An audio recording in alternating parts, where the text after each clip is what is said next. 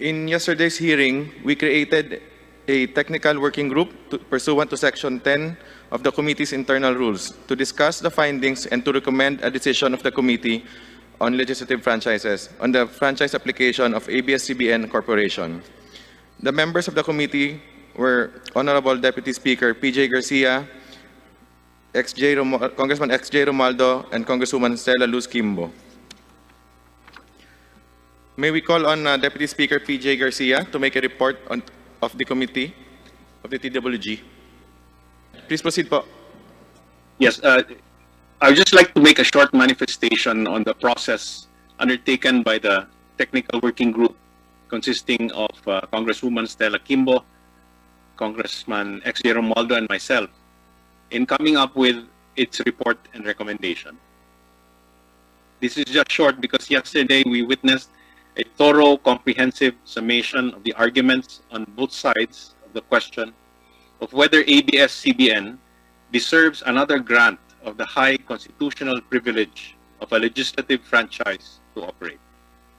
It was the culmination of a series of long hearings at which these questions were raised, answered, and debated. So the task of this TWG was to determine initially the likely consensus among members of the whole Committee on Legislative Franchises and to prepare a report and recommendation for this committee's consideration. In a process that involved intense debates among members of the TWG on all issues, as well as the ultimate recommendation, the TWG determined that the likely consensus among members of this committee was to disapprove the application of ABS-CBN for another franchise. The TWG then proceeded, with the invaluable assistance of the committee secretariat, to complete a report on the reasons for the disapproval of the application.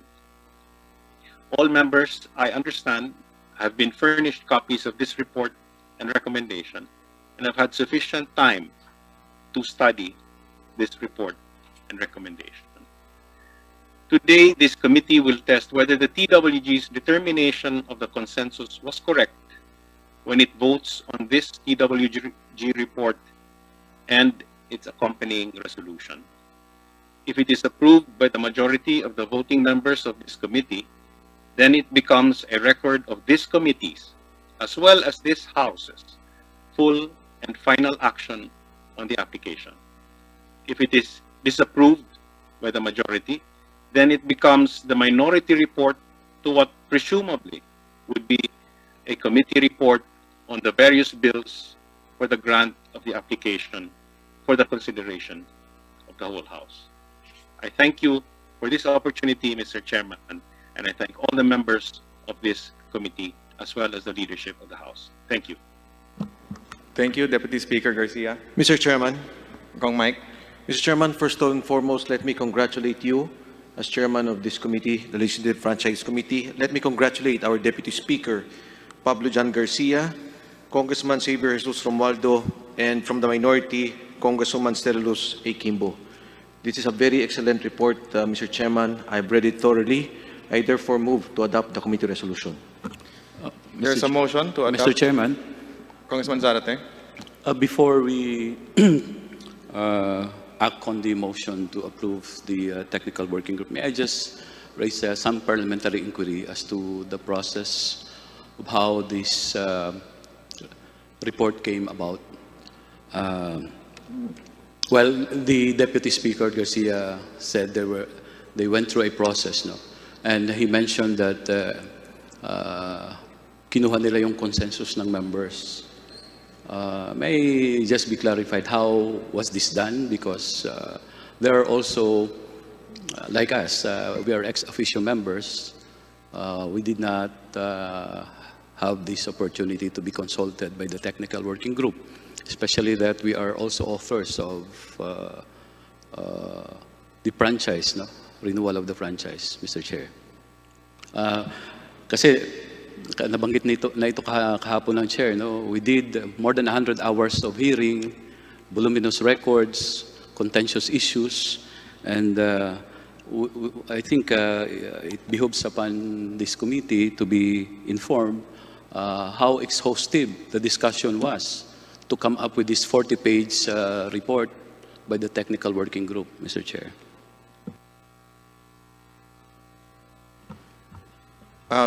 Deputy Speaker Pablo Garcia, would you care to respond to the question of Congressman Zarate?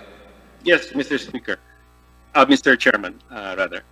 The consensus was determined by the technical working group by consulting some of the members, and although not all members were consulted because, you know, the inclinations of a lot of the members could already be determined from their conduct during the hearings, the questions they raised, and the points that they argued. Also, this consensus was arrived at after consultation with leaders of blocks in the House. Anyway, Mr. Chairman, this vote that the committee is about to take will determine whether the TWG's initial determination of the consensus is correct or not. We are not shutting out anybody here because the members, all members, can still vote on whether to accept or to reject this TWG report and recommendation. Mr. Chairman. Mr. Chairman. Congressman Barsaga. Siguro, Mr. Chairman, alam naman natin na itong committee hearing natin tungkol sa prangkisa ng ABS-CBN ay naiiba sa mga committee hearing na ginaganap natin. This is a well-publicized hearing na lalaman at nakikinig at sumusubaybay hindi lamang ang ating mga kapwa kinatawan, whether members or not members of the Franchise Committee, pati na ang taong bayan. At sa aking pananaw, siguro naman sasabihin ng mga kasapi ng Technical Working Group na kahit na maraming issues, I am absolutely certain that like the ordinary people, they are carefully watching kung ano ang mga proceedings natin at sa tingin ko, alam nila kung paano ang gagawin sa kanilang technical working group, pati na ang kanilang report. Maraming salamat, Mr. Chairman. Mr. Chair. Kong Mike. Mr. Chairman, nais ko lang pong idagdag, kasi po dito po sa committee report, dito po ang tatlong tao na nakapirma, si Deputy Speaker Garcia, ang tumatayong tagapamahala ng Technical Committee. At para po sa majority, si Congressman XJ Romualdo. Sa minority po, ang nakapirma ay si Congresswoman Stella Kimbo. In fact, she voted against the committee report. Ang nais ko lang po sabihin, Mr. Chairman, sa party po ng majority, yun po ang responsibilidad ng mayorya. Sa minority, of which the Honorable Abante is our minority floor leader, which includes the Honorable Sorate, sila po ang dapat mag-usap sa minorya kung ano ang kanilang posisyon, kung meron man, Mr. Chairman. But as far as the majority is concerned, andito po nakapirma ang tatlo at may representasyon ang ating minorya. Thank you, Mr. Chairman. Thank you. With that, Comsec, pwede po ba ninyo mabasa yung title ng ating committee resolution?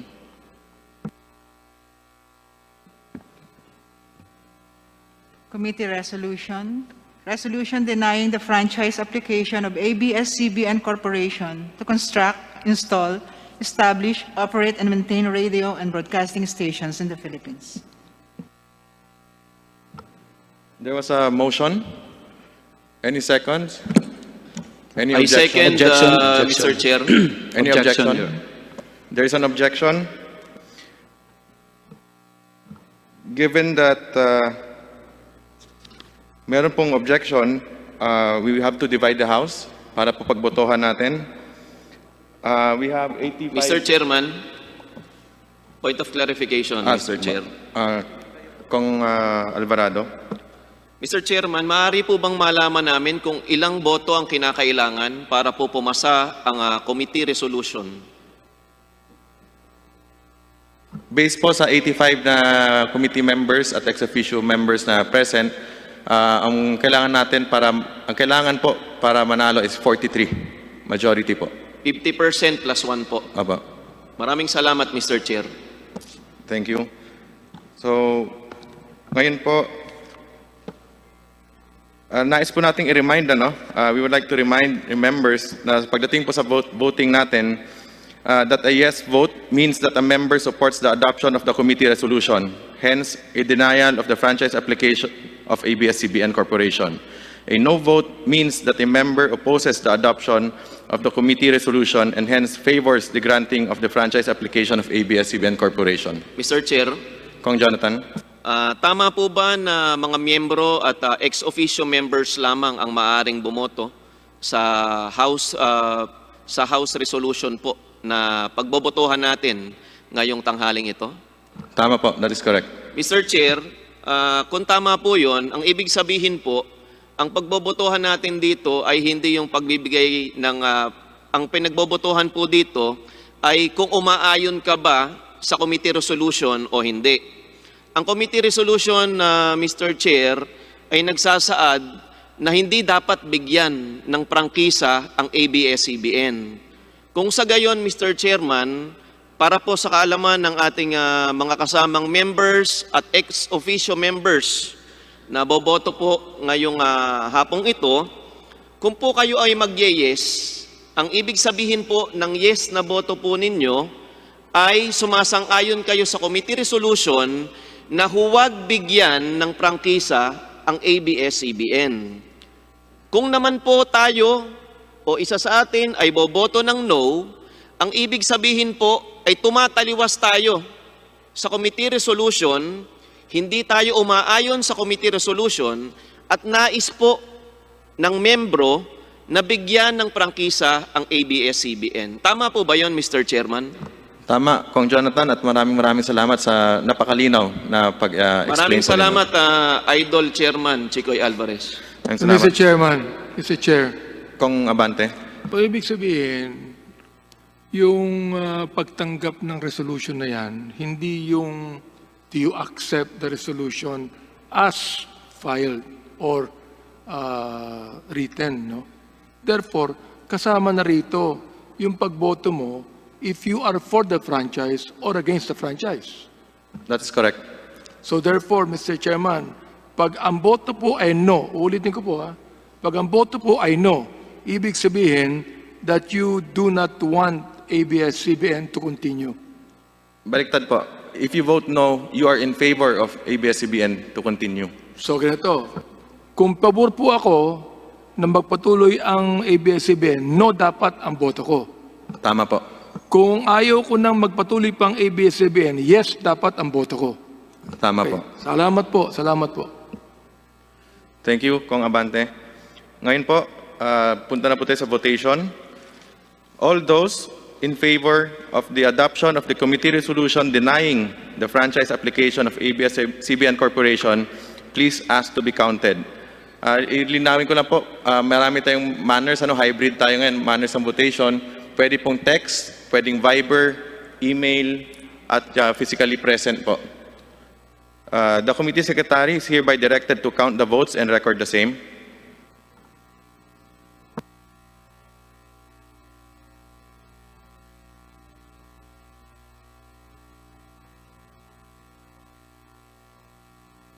Mr. Chair. Kung ongoing po yung pagbibilang po natin committee secretary. Itawagon ba isa-isa? Binibilang po muna yung sa Zoom, isa-isahin po natin, and then yung physically present, and then yung nasa nag-text po. Hearing resumed. All those who against the adoption of the committee resolution denying the franchise application of ABS-CBN Corporation, please ask to be counted. The committee secretary is hereby directed to count the votes and record the same.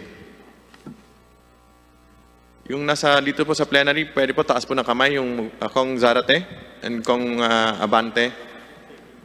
Kong Zarate po. Yes, Mr. Chair. I'm formally registering my negative vote to the resolution on the floor. Thank you, Mr. Chair. Noted po, Kong Abante, Kong Zarate, Kong Abante. Ganon din po ako, I register my negative vote on the resolution. Noted po. So ngayon po, bibigyan po natin ulit ng time ng Secretariat na bilangin po yung no votes naman sa Zoom and sa text and sa email and sa lahat pang ibang platforms. Next po natin, all those who abstain from voting, please ask to be counted. The committee secretary is hereby directed to count the votes and record the same. With the kind indulgence of our members, we will allow the secretary to consolidate the votes from various platforms and report the result to the chair. Andito na po yung report ng ating secretariat. Linawin ko lang po, 85 members ang present, 44 po pala yung majority na kailangan. So, ang nag-yes, 70. Ang nag-no, 11. Dalawang yung nag-inhibit, isang nag-abstain.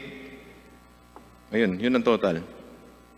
So 70 ang yes, 11 ang no, dalawang nag-inhibit, isang nag-abstain.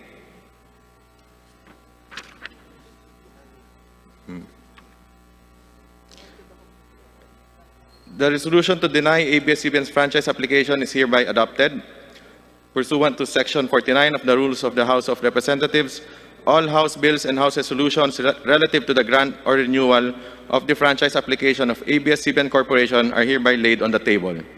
The committee secretary is hereby directed to inform all the authors of the bills and resolutions of the decision of the committee in writing, and as far as practicable, though electronic mail within 5 days stating the reasons therefore. Mr. Chair, Mr. Chair, Kong Jonathan. point of clarification lang po. Ano po ba ang ibig sabihin ng laid on the table, Mr. Chair? Committee Secretary. Para sir na, ano na siya, kill. Maraming salamat, Mr. Chair. Ibig sabihin po, itong usapin patungkol sa pagre-renew ng application ng ABS-CBN ay hindi lang po isinantabi. Ito po ay tinapos na ngayong araw na ito, Mr. Chair. Tama po ba? That is correct. Kong Defensor. Mr. Chair, in parliamentary courtesy, when a bill is being approved, we don't necessarily vote no because we just lay it on the table just to make it stay in the committee. But technically, Mr. Chair, for a franchise application, the effect would be to kill the application of the franchise. But it is still in our rules laid on the table. And Mr. Chair, as this is a historic moment for the House of Representatives and of course for the Filipino nation, I move that all members, Mr. Chair, who voted for the adoption of the committee resolution be made as co-authors. I so move, Mr. Chair. There is a motion to include all members of the committee who voted for the adoption of the committee resolution denying the franchise application of ABS-CBN Corporation. Any second? I second, Mr. Chair. Is there any objection? Who voted, not present? I'm sorry. I withdraw my objection. Without any objections, motion is approved. Mr. Chair, Kong I move Jonathan. that the committee adopt the other findings and recommendations contained in the technical working group report, Mr. Chair. There is a motion to adopt the other findings and recommendations contained in the TWG report. Any second? Second. Mr. Chair. Is there any objection? Hearing none, motion is approved. Mr. Chair, Kong Defensor. for purposes of transparency, I move that we authorize the chairman of the Committee on Legislative Franchises to release the TWG report and the adopted committee resolution to the public and other committees of the House. I so move, Mr. Chair. There is a motion. Any second? I second, Mr. Chair. Any objections? Hearing none, motion is approved. Mr. Chair, mukha pong tapos na ang usapin ngayong araw na ito. Mr. Chair, I move to adjourn. Mr. Chair, Mr. Chair, Kong Defensor. let me, before I second the motion, let me just congratulate you, also those who voted no. The members of the minority are all here. Those who have worked for the 11 hearings, the 12 hearings, Mr. Chair. Let me congratulate you, Mr. Chairman, again, and the TWG group. I second the motion, Mr. Chair. Mr. Chair, before we adjourn, Yes. I just want to be clarified if this committee report will still be I just want to be clarified if this committee report will still be presented to the plenary, not anymore. Hindi na po. This is it, no? Okay. Mr. Chair. Congarin. Mr. Chair, we are in receipt of some text from fellow members from the minority who would like to insert explanation of their vote. Yes, Just a pwede po moment. isubmit na lang po sa committee. Thank you. Thank you, Mr. Chair. As there are no other matters to discuss and there's a motion to adjourn, duly seconded, hearing is adjourned.